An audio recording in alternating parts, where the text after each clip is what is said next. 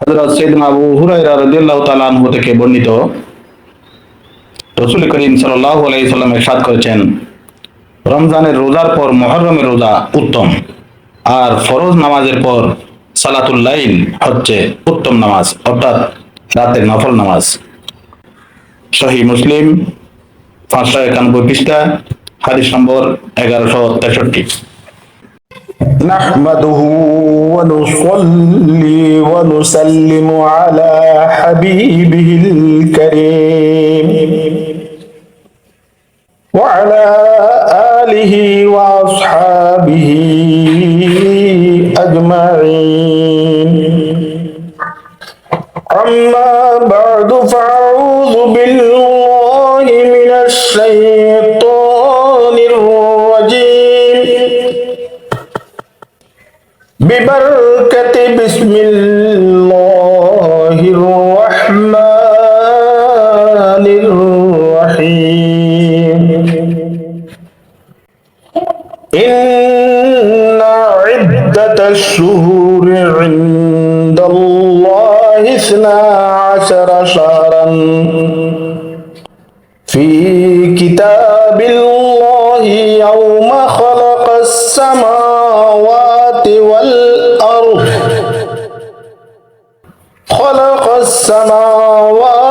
والأرض منها أربعة حرم ذلك الدين القيم فلا تظلموا فيهن أنفسكم وقاتلوا المشركين كافة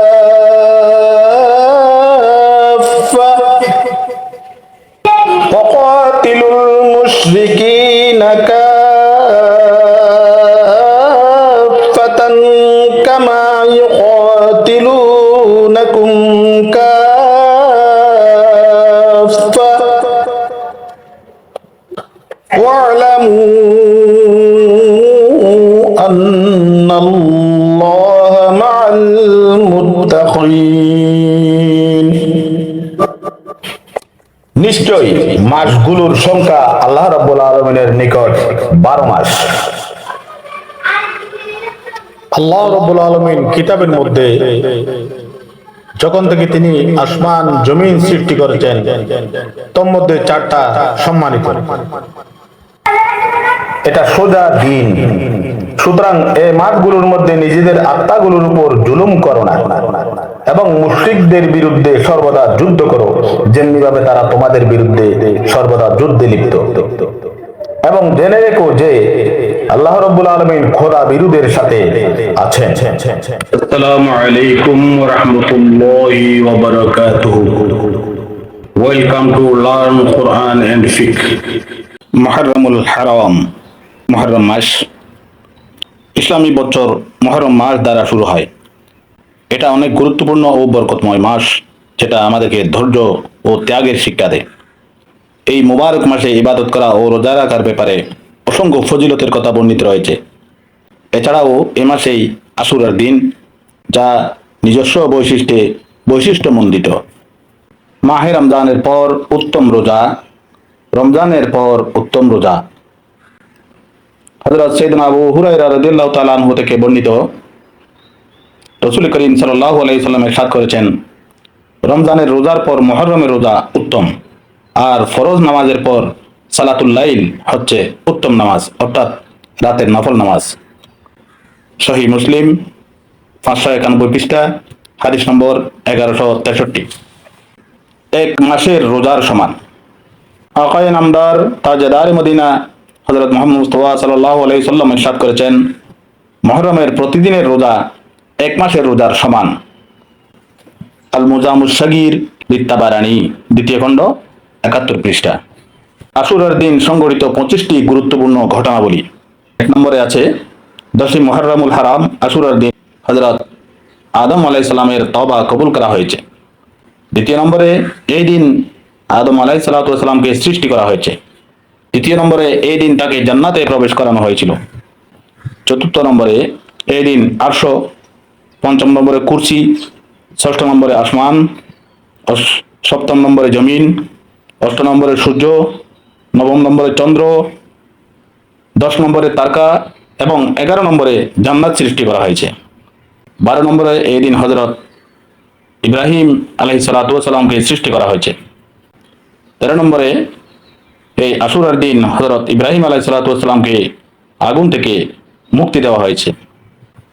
14 নম্বরে এই দিন হযরত মুসা কলিমুল্লাহ ও তার উম্মতগণ মুক্তি পায় আর ফিরাউন নিজ গোত্র সহ নীল নদে ডুবে যায়। 15 নম্বর এই আশুরার দিন হযরত ঈসা রুহুল্লাহকে সৃষ্টি করা হয়। 16 নম্বর এই দিন ঈসা আলাইহিস সালাতু ওয়াস সালামকে আসমানের দিকে উঠিয়ে নেওয়া হয়। 17 নম্বর এই আশুরার দিন হযরত নূহ আলাইহিস সালাতু ওয়াস সালামের কিস্তি জুদি পাহাড়ে গিয়ে থামে। 18 নম্বর এই আশুরার দিন হযরত সুলাইমান আলাইহিস সালাতু ওয়াস সালামকে বিশাল রাজত্ব দান করা হয়। 19 নম্বরে এই আশুরার দিন হযরত ইউনূস আলাইহিস সালাতু ওয়াস সালামকে মাছের পেট থেকে বের করা হয়। 20 নম্বরে এই আশুরার দিন হযরত ইয়াকুব আলাইহিস সালাতু ওয়াস সালামের দৃষ্টিশক্তির দুর্বলতা দূরীভূত হয়। 21 নম্বরে এই আশুরার দিন হযরত ইউসুফ আলাইহিস সালাতু ওয়াস সালামকে গভীর কূপ থেকে বের করা হয়। 22 নম্বরে এই আশুরার দিন হযরত আইয়ুব আলাইহিস সালাতু ওয়াস সালামের রোগ থেকে মুক্তি দেওয়া হয়। 23 নম্বরে এই আশুরার দিনেই আসমান থেকে জমিনে সর্বপ্রথম বৃষ্টি হয়। 24 নম্বরে এই আশুরার দিনের রোজা উম্মতগণের নিকট প্রসিদ্ধ ছিল, এমনকি এই কথাও বলা হয়েছে যে এই দিনের রোজা রমজানের রোজার পূর্বে ফরজ ছিল, পরে তা রহিত করা হয়েছে। মুকাশাফাতুল কুলুব 650 নম্বর পৃষ্ঠা। 25 নম্বরে ইমামে আলী, ইমামে আরশে মাকাম, ইমাম হুসাইন রাদিয়াল্লাহু তাআলা আনহু তার আত্মীয় স্বজন সহ 3 দিন ক্ষুধার্ত রাখার পর এই আশুরার দিনে কারবালার জমিনে অবর্ণনীয় নিষ্ঠুরতার মাধ্যমে তাকে শহীদ করা হয়। সাল্লু আলাল হাবিব সাল্লাল্লাহু তাআলা আলা মুহাম্মদ। আশুরার দিন আপন পরিবার ও পরিজনের জন্য খরচ করার বরকত।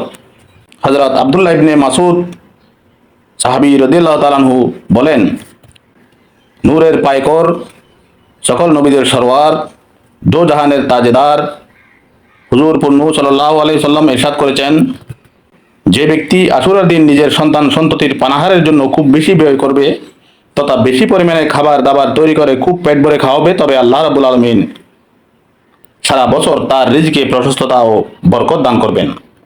মা সাবাতা বিশুন্না শাহরুল মুহররম পৃষ্ঠা নম্বর 17। সারা বছর রোগ থেকে হেফাজত। প্রসিদ্ধ মুফাসসির হাকিমুল উম্মত হযরত মুফতি আহমদ ইয়ার খান রাহমাতুল্লাহ তাআলা আলাইহি বর্ণনা করেন, মুহররম মাসের 9ম ও 10ম তারিখ রোজা রাখলে অনেক বেশি সওয়াব পাওয়া যায়। সন্তান সন্ততির জন্য 10ই মুহররম যদি ভালো ভালো খাবার রান্না করা হয় তাহলে ইনশাআল্লাহুল আজিজ সারা বছর ঘরে বরকত থাকবে। উত্তম হচ্ছে খিচুড়ি রান্না করে হযরত সৈয়দনা শহীদ কারবালা ইমাম হুসাইন রাদিয়াল্লাহু তাআলা আনহু এর নামে ফাতিহা দেয়া, তবে তা পরীক্ষিত। ওই তারিখে অর্থাৎ 10ই মুহররমে যদি গোসল করা হয় তবে সারা বছর রোগ ব্যাধি থেকে নিরাপদ থাকবে, কেননা এই দিন সমস্ত পানির সাথে জমজমের পানি মিশে থাকে। তাফসিরে রুহুল বায়ান 4th খণ্ড 142 পৃষ্ঠা কোয়েটা। হুজুর আকরাম সাল্লাল্লাহু আলাইহি সাল্লাম ইরশাদ করেছেন, যে ব্যক্তি আশুরার দিন ইসমত সুরমা চোখে লাগাবে তবে তার চোখ কখনো রোগাক্রান্ত হবে না। শুআবুল ঈমান 3য় খণ্ড 367 নম্বর পৃষ্ঠা, হাদিস নম্বর 37-97। আশুরার দিন দান সৎকা করার বরকত। আশুরার দিনে রায় নামক রাজ্যের কাজী সাহেবের নিকট এক ভিক্ষুক এসে আরজ করল, আমি একজন অত্যন্ত গরিব নিঃস্ব অসহায় লোক, আপনাকে আশুরার দিনের দোহাই আমার জন্য 2 কেজি রুটি, 5 কেজি মাংস ও 10 দিরহামের ব্যবস্থা করে দিন। আল্লাহ রাব্বুল আলামিন আপনার মান মর্যাদা বৃদ্ধি করুন। কাজী সাহেব বলল, জোহরের পর আসুন। ওই ফকির জোহরের পর আসলো, তখন কাজী সাহেব বলল, আসরের পর আসুন। সে আসরের পর আসলেও তাকে কিছু দিল না, কালি হাতে ফিরিয়ে দিল। ফকিরের অন্তর ভেঙে গেল। সে মনের দুঃখ নিয়ে খ্রিস্টানের কাছে গেল এবং তাকে বলল, আজকের পবিত্র দিনের সৎকায় আমাকে কিছু দান করুন। সে জিজ্ঞাসা করলো, আজ কোন দিন? ফকির উত্তর দিল, আজ আশুরার দিন। একথা বলে আশুরার কিছু ফজিলত বর্ণনা করলো। সে খ্রিস্টান শুনে বলল, আপনি অনেক মর্যাদাবান একটি দিনের ওসিলা দিয়েছেন, বলুন আপনার কি প্রয়োজন।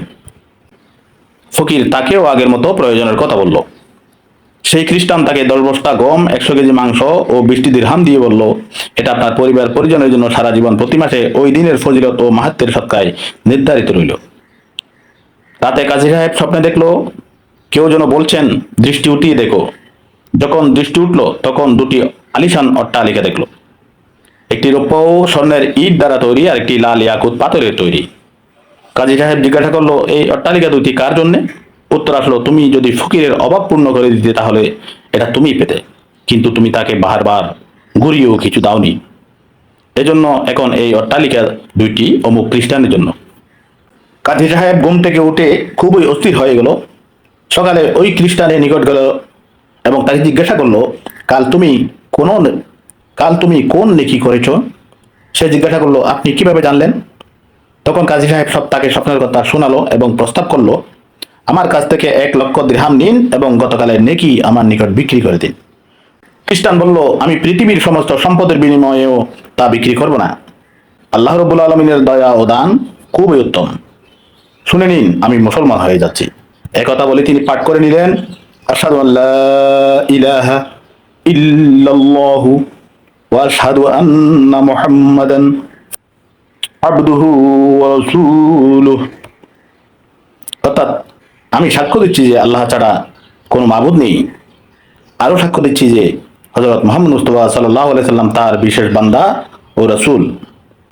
রাউজুর রিয়াহিন 152 নম্বর পৃষ্ঠা। আশুরার রাতের নফল নামাজ।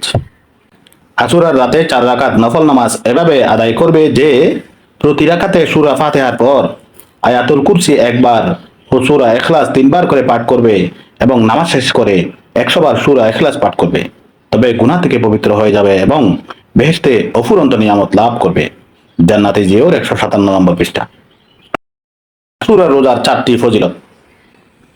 হযরত আব্দুল্লাহ ইবনে আব্বাস রাদিয়াল্লাহু তাআলা আনহু বলেন, রাসূলুল্লাহ সাল্লাল্লাহু আলাইহি সাল্লাম যখন মদিনা মুনাওয়ারায় তাশরীফ আনলেন তখন ইহুদিদেরকে আশুরার দিন রোজা পালন করতে দেখলো।